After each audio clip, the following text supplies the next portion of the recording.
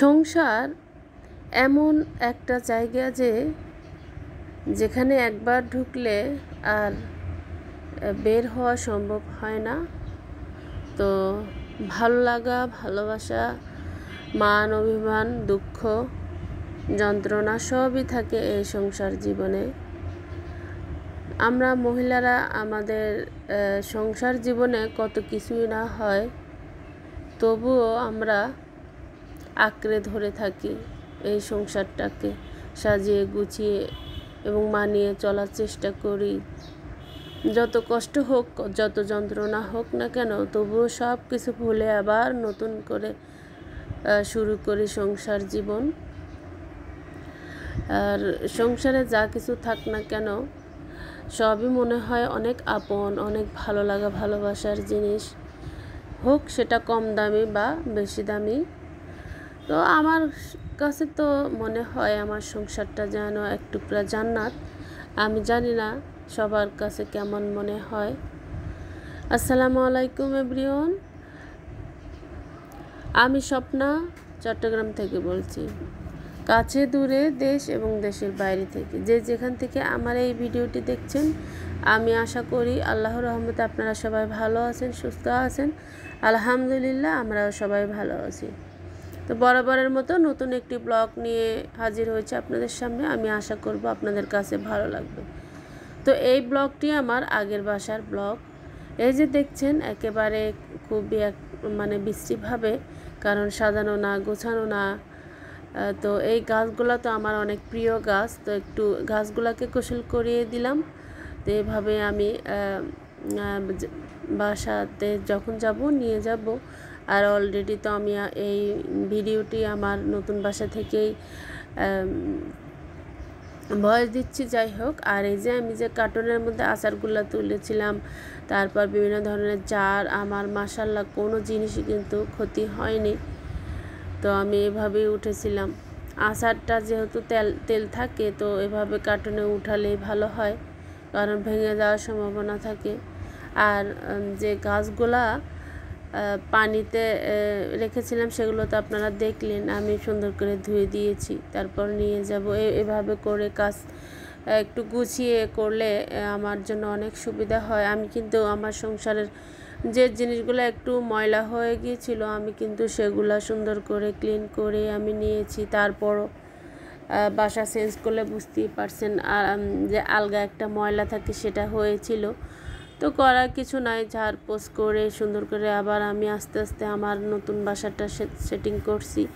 তা আসলে আমি কিন্তু ভালোভাবে দেখাতে পারছি না, যাই হোক টুকটাক করে ভিডিও দেখার চেষ্টা করছি। আর এখন এটা এই যে এভাবে করে আমরা যখন বাসা চেঞ্জ করেছি, এই যে কাপড়গুলো আমি নিচে ছোটো কাপড়, উপরে একটা পুরাতন বেডশিট দিয়েছি, দিয়ে সুন্দর করে চেপে দিচ্ছি, এতে করে কোনো কাপড় আমাকে আর বের করতে হবে না। শুধু ড্রয়ারটা খুললে আমি সমস্ত কাপড় পেয়ে যাব। আর বস্তার মধ্যেও অল্প কিছু আছে, সব কাপড় যদি বস্তাতে রেখে দিই তাহলে অনেক কষ্ট হয়ে যায় গোছানোটা। যাই হোক, এই ভিডিওটা আমার ওই আগের বাসা থেকে যে এসেছিলাম, সেই তো ভাবলাম যে যেহেতু চলে যাব, তো আমি একটু আমার মোবাইলে ক্যামেরা বন্দি করে রাখি। তো দেখেন একেবারে শূন্য হয়ে পড়ে আছে, সব ফার্নিচার নিয়ে নেওয়া হয়েছে। এখন হালকা পাতলা কিছু আছে, তো এগুলোও নিয়ে নেওয়া হবে।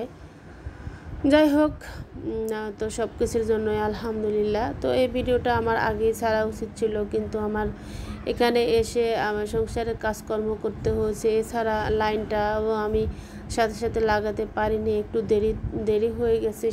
সেই কারণেই কিন্তু আমার ভিডিওগুলো একটু দেরিতে গিয়েছে। তো যাই হোক, আপনারা মনে কিছু নেবেন না, যারা দেখবেন ভালোবেসে আমার ব্লগগুলো দেখার চেষ্টা করবেন, তো কিছু হলেও শিখতে পারবেন। কারণ যারা নতুন বাসা পরিবর্তন করেন, তারা কিন্তু অনেক সময় এলোমেলো হয়ে যায়, যে বোঝা যায় না কিভাবে পরিবর্তন করবে। তবে এটা ঠিক যে মনে হয় বাসা পরিবর্তন করা সহজ, কিন্তু অনেক কঠিন, কারণ সমস্ত জিনিস এলোমেলো হয়ে যায়। সব জিনিসগুলা বুদ্ধি খাটিয়ে অর্গানাইজ করে রাখতে হয়, এতে করে কিন্তু বুদ্ধি লাগে, না হলে কিন্তু আপনি একেবারে নাজেহাল অবস্থা হয়ে যাবেন, কারণ কোথাকার জিনিস কোন জায়গায় থাকে একেবারে খুবই কষ্ট হয়ে যায়। আর আমি তো যাতে কষ্ট না হয় সেজন্য আমি সমস্ত বস্তার মধ্যে সমস্ত জিনিস গায়ের উপরে আমি লিখে দিয়েছিলাম কোন জিনিস কোন কোন বস্তার মধ্যে আছে, সেজন্য আমার জন্য একটু সুবিধা হয়েছে।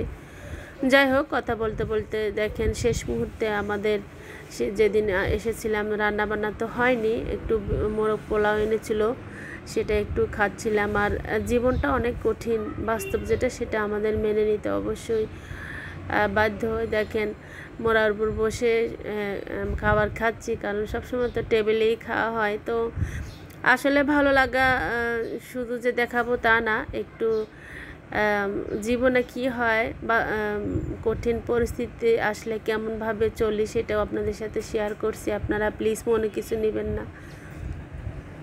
তো আসলে এটার নামই জীবন, কারণ যখন যে পরিস্থিতি হয় তো সেটা মানিয়ে নেওয়ার নামই জীবন। তো আমরা হতাশ হব না, ধৈর্য ধারণ করব। কষ্টের পর আল্লাহ তাআলা কিন্তু আমাদেরকে একদিন সুদিন অবশ্যই দিবে।